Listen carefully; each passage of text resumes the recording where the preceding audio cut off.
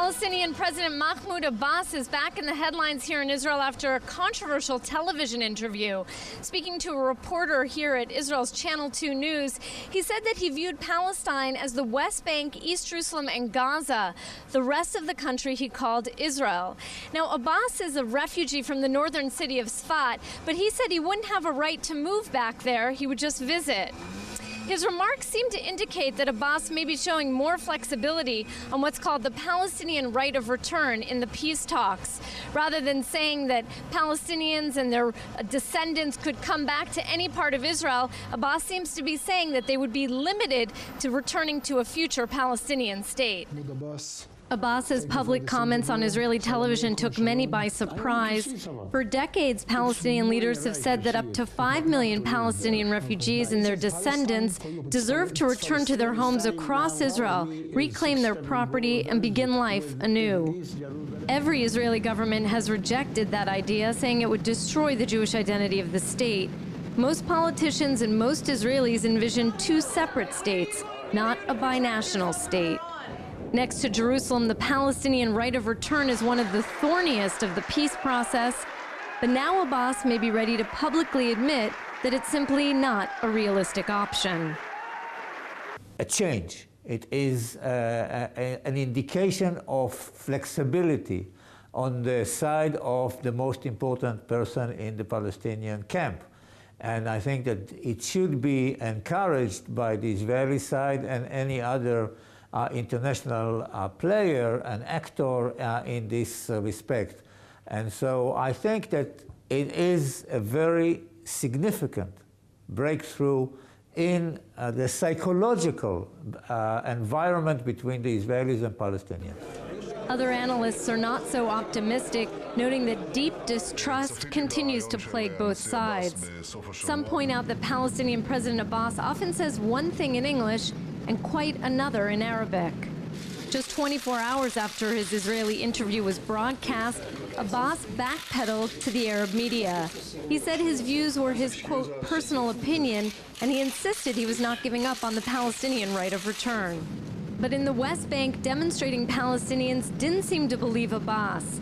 In Gaza, protesters burned pictures of him, while Hamas issued condemnations and called on Abbas to resign. Abbas's controversial interview has further undermined his position as the representative of the Palestinian people and the struggling Palestinian Authority.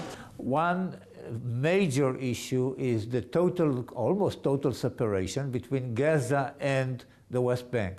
Secondly, there is a challenge in the West Bank itself to Abu Mazen, and there are various deliberations. Last week, there were rumors that Salam Fayyad is resigning, is calling for a new government.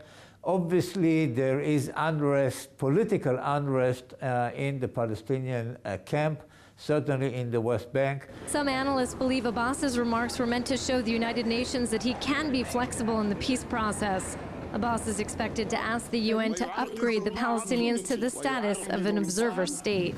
Abbas may have also wanted to boost the limping left before the Israeli elections in January and signal to whoever will become the American president that he's serious about peace.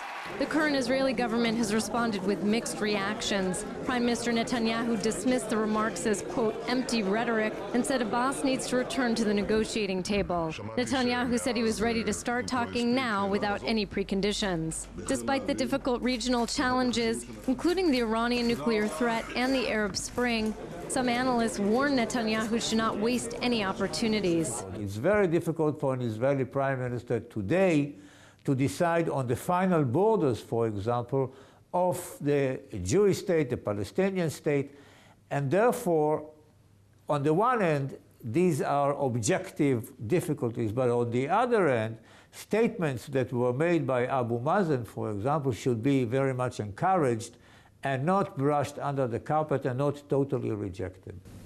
Israel's President Shimon Peres is not sweeping anything under the carpet. He praised Abbas for what he called brave remarks and said it shows Israel does indeed have a partner for peace. Defense Minister Barak said Abbas has indeed showed flexibility on the Palestinian right of return in private discussions. It will be some months before the international community and Israeli officials can test whether Abbas's remarks are serious or not. Of course, the American election is coming up very shortly, and the Israelis will go to the voting booths in January. It'll take a couple months to form a new Israeli government. That puts us up to about April before maybe we'll see any movement on the peace process. Jordana Miller, JN1, Jerusalem.